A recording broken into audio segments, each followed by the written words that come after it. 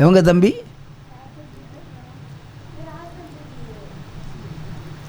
பேரனடே Monday மார்க்கெட்டா? நோய் யார் பிள்ளை அது?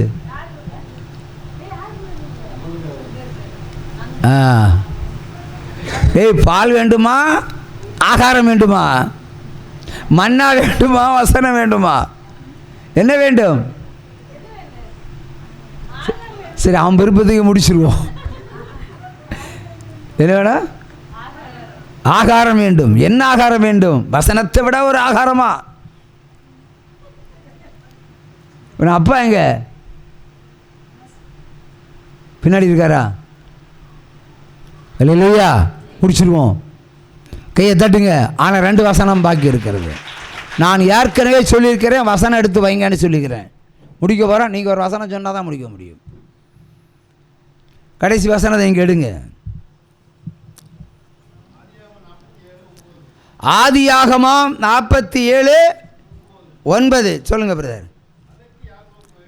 அதற்கு யாக்கோபு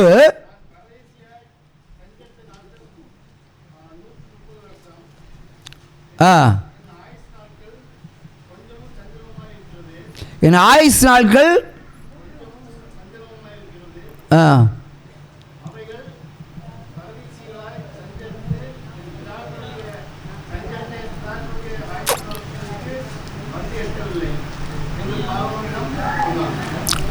எத்தனை வசனம் பிரதர்? ஆதியாகமம் 47:9 வசனம். நீ வாசி சப்தமா, மைக்கில் கேட்குற மாதிரி வாசி, அப்போ எல்லோரும் கேட்கும்.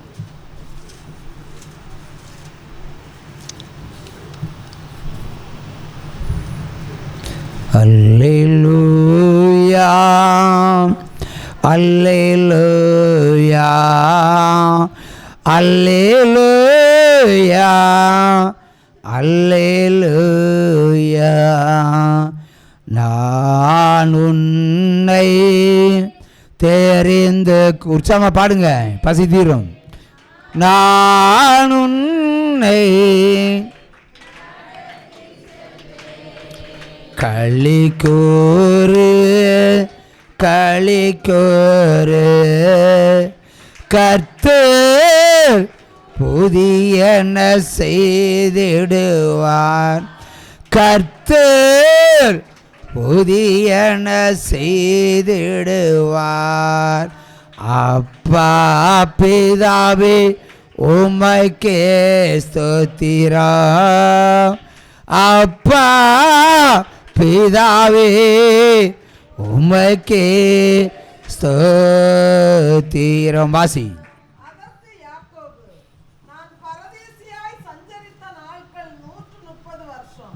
130 வருஷம் யாக்கோபு எப்படி நடந்தான்? பரதேசியாய் சுற்றி திரிந்தான். இப்போ நாம் எப்படி இருக்கிறோம்? இன்னைக்கு அப்படி தான் இருக்கிறோம். கடன் வாங்கிட்டு சர்ச்சுக்கு வந்தவங்க எல்லாம் கையை தூக்கலாமா?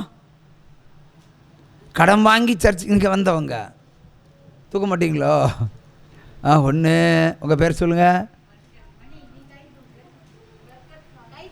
பர்கட், விழுப்புரம், முஸ்லீம் சகோதரி. ஃபோனில் பேசியிருக்கீங்க. Last number 16. எஸ், அங்கே வெயிட் பண்ணீங்களா? ஆமாம், உங்களை விட்டுட்டு அதான் கூப்பிட்டாச்சு இல்லை, பிடிச்சாச்சு இல்லை.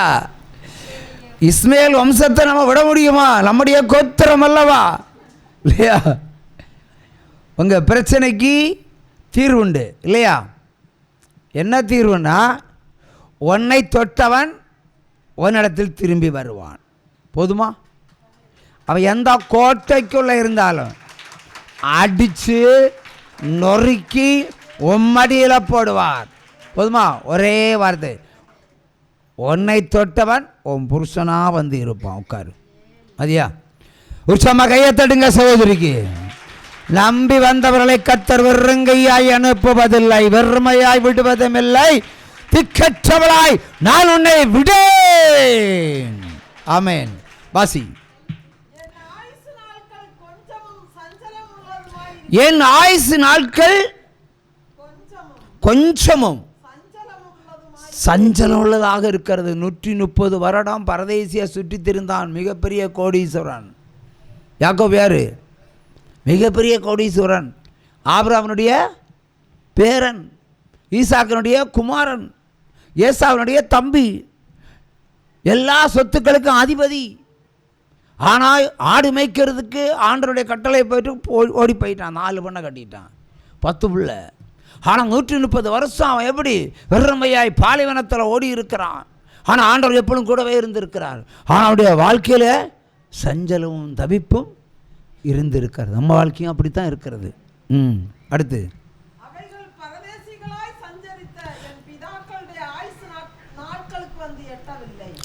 அதாவது என்னுடைய பிதாக்கள் பரதேசாய் அலைந்த ஆயுசு நாட்களுக்கு ஒப்போ நான் எட்டல. அவங்கெல்லாம் எத்தனை பேர்? ஆபிரகாம் எத்தனை வருஷம் செத்தான்? எத்தனை? யாராவது தெரிஞ்ச சொல்லுங்க. 175. நோவா 900 எத்தனை? 930 நினைக்கிறேன். பெரிய ஒரு தலைமுறை, 10 தலைமுறை வாழ்ந்துருக்கிறார். அப்போ வர வர ஆயுசு எல்லாம் குறைஞ்சி போயிட்டுருக்குல்ல. நமக்கு இப்போ ஆயுசு எப்படி? நமக்கு 70 தான் கணக்கு. அதுக்கு மேலே போனால் பெத்த பிள்ளைகள நம்மளை அநாத விடுதலை விட்டுருவாங்க. பெத்த பிள்ளைய நோவா 950 வருடம் தேவனை ஆராதித்த ஒரு மனிதன் 950 வருடம் வாழ்ந்திருக்கிறான். யாக்கோபு 130 வருடத்தில் சஞ்சலம் பரதேச சுற்றி திரிந்தான். அவருடைய ஆயுசு நாள் கோப்பம் வரல, கொஞ்ச காலம்தான் வாழ்ந்துருக்கிறான். ஆனால் கொஞ்ச காலம் அவனுக்கு பதட்டமும் பிரச்சனையும் கலக்கம்தான். ஏசா பட்டயத்தை தூக்குறான், ஓடுறான். அங்கே மாமனார்கிட்ட போனால் மாமனார் ஒரு பெண்ணை காட்டி இன்னொரு பெண்ணாக கொடுக்குறான் இல்லையா? எங்கள் வாழ்க்கையில் ஏமாற்றம் தான். கிறிஸ்துவ வாழ்க்கை அப்படி தான் இருக்கும். ஆனால் நம்ம கிறிஸ்துக்குள்ளே இருக்கணும். உலகம் நமக்கு ஏமாற்றத்தை தரலாம், கர்த்தர் ஒருபோதும் உங்களை ஏமாற விடுவதில்லை. அவருக்கு பிள்ளையானாலே போதும், அவருடைய சகல ஆசீர்வாதமும் உங்களுக்கு மடியில் உண்டாகும். இப்போ சொல்லும் உலகத்தில் பஞ்சம் உண்டாகும். நான் பையன் பசிக்குன்னு சொல்கிறான். உணவுகள்லாம் உலகத்தில் கிடைக்காது. இப்போவும் சொல்லும் உலகத்தில் உணவே கிடைக்காது. நம்ம இப்போ 5 மணி நேரம் இருக்கிறோம், எல்லா பசியோட பலத்தோடு இருக்கிறோம். அதே மாதிரி எல்லா காலமும் இருப்போம். இது ஒரு பயிற்சி. உச்சமாக கையை தட்டுங்க. சாப்பாடில் நீ செத்து போவ, சாப்பாடில் நாங்கள் வாழ்ந்துட்டுருப்போம். நீ தண்ணி இல்லாமல் செத்து போவ, வறண்டு செத்து போவ.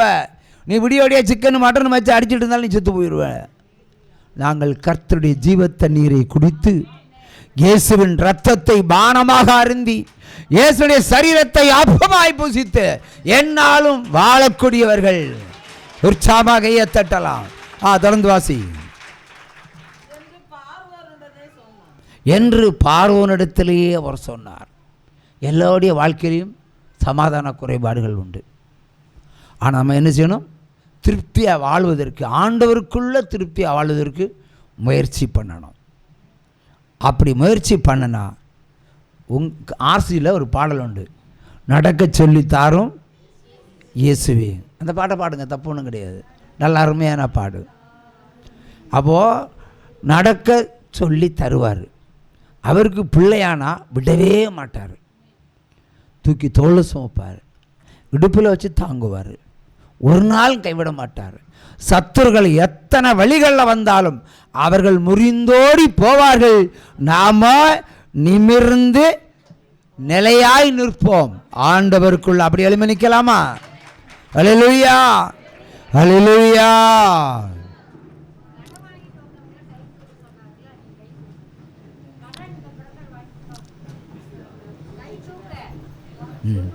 நீங்கள் காட்டி குடிக்காதீங்க. என் கேள்விக்கு தான் பதில் கிடைக்கணும், உங்கள் கேள்விக்கு இல்லை. ஒரு சாமா கையை தட்டலாம். சாட்சி சொல்லணுமா? என்ன சாட்சி சொல்லுங்க சிஸ்டர்? வாங்க வாங்க வாங்க வாங்க.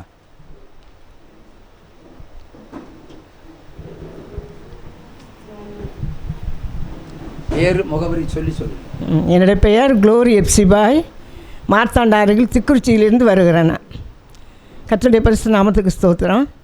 இன்னைக்கு காலையில் 5 மணிக்கெல்லாம் எழுந்துட்டு உட்காந்து ப்ரேயர் பண்ண எல்லாம் முடியல. அப்புறம் படுத்துகிட்டே தான் ப்ரேயர் பண்ணேன். ஏன்னா இடுப்பில் ஒரு வலி, அது ஒரு 10-15 நாளாகவே எனக்கு தொடர்ந்து இருந்துகிட்டே இருந்தது.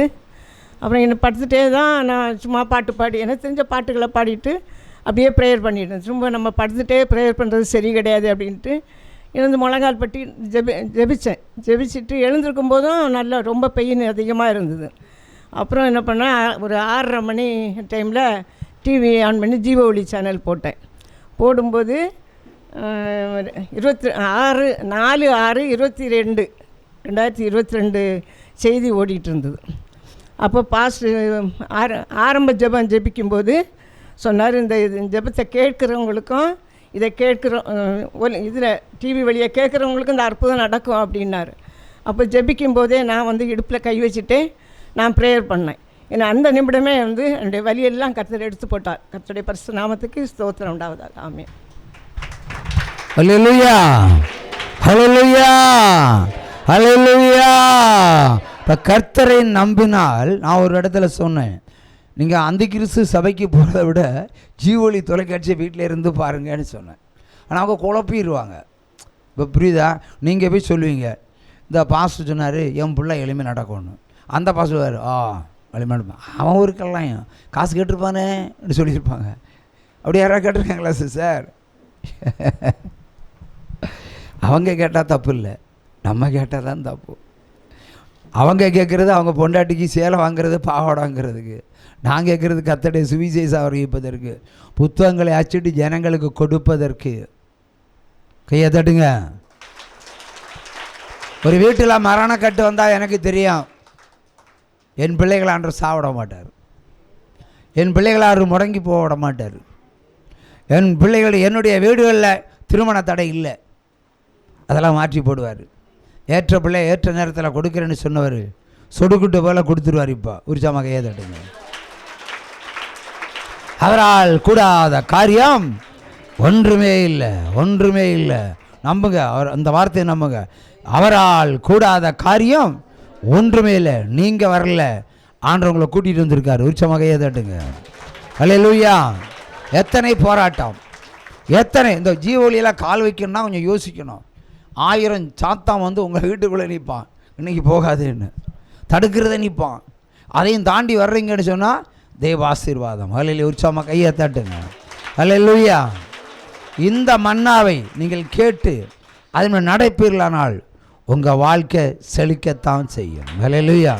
என்ன தடையாக இருந்தாலும் சரி, என்ன தடையாக இருந்தாலும் சரி. ஹல்லேலூயா. நான் சமீபத்தில் ஒரு சின்ன சாட்சி ஒரு மனிதனுக்கு சொன்னேன், யாருக்கோ சொன்னேன், இந்த வாரத்தில் தான். ஒரு முறை ஒரு சகோதரனுக்கு ஜெபம் பண்ணும்போது, நீ செத்து போயிடுவ, நல்லா தான் இருக்கார், நீ செத்து போயிடுவ, ஆனால் நீ மனைவிட்டு ஜில்லார் நீ பொருத்தனை பண்ணணும். செத்து போகிறதுக்கு பொருத்தனையா? கேட்கலாம்ல, செத்து போகிறதுக்கு பொருத்தனையா என்றால் அவருடைய மரணம் எனக்கு தெரிந்து விட்டது, அது திரும்ப அவர் தரமாட்டார், எடுத்துருவார். ஆனால் எப்படியோ இறந்து நரகத்துக்கு போகிறத விட அவரை பரிசுத்தம் பண்ணி அனுப்புறது நல்ல வேலை தானே. இப்படி ஒரு ரகம் வரும், பரிசுத்தம் பண்ணி பரலோகத்துக்கு கொடுத்துருவோம் வேணும். அந்த சகோதரி தயாரானாள், அந்த சகோதரி தயாரானாள். பொருத்தனை சொல்லிட்டேன், எனக்கு ஆச்சரியம், நான் காமெடி மாதிரி சொன்னேன் சீரியஸாக. ஆனால் அவங்க கீழ்ப்படிந்தார்கள், பொருத்தனை செலுத்தினார்கள்.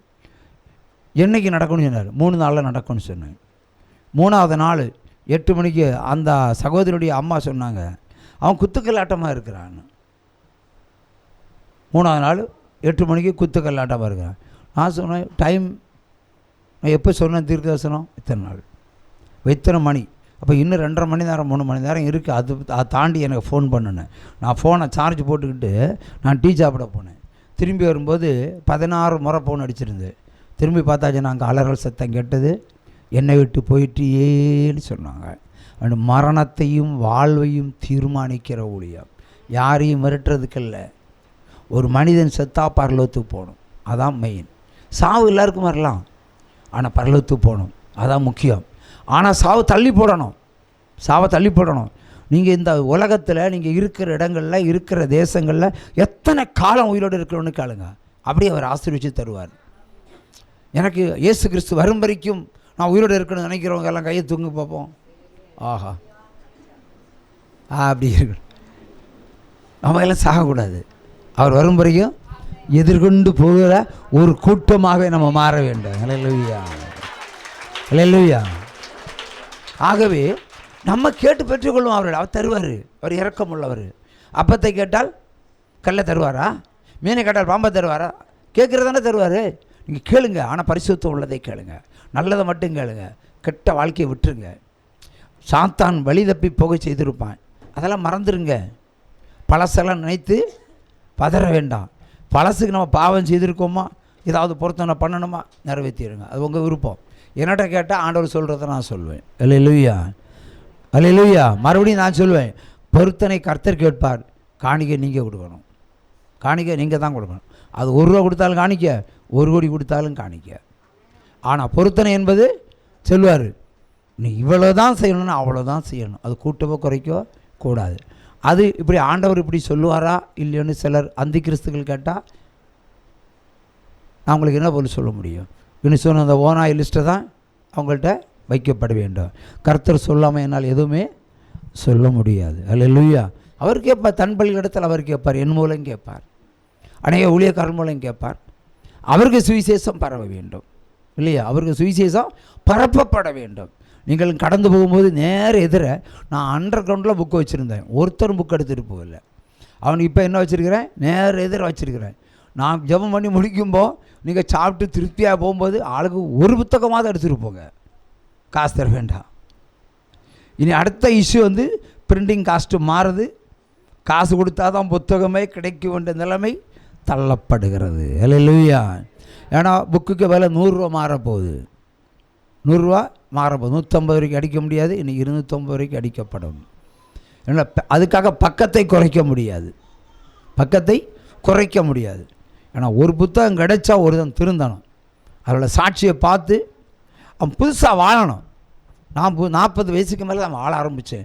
40 வயசு வரைக்கும் எனக்கு வேஸ்ட்டாக போச்சு. நான் வேஸ்ட்டுன்னு நினைக்கிறேன். 40 வயசுக்கு பிறகு எனக்கு 63 வயசு, 23 வயசு. இன்னொரு பொண்ணை கல்யாணம் பண்ணக்கூடிய ஒரு தகுதியில் நான் இருக்கிறேன். உற்சாகமாக கையை தட்டு. என்ன சொல்ல, ஆவிக்கு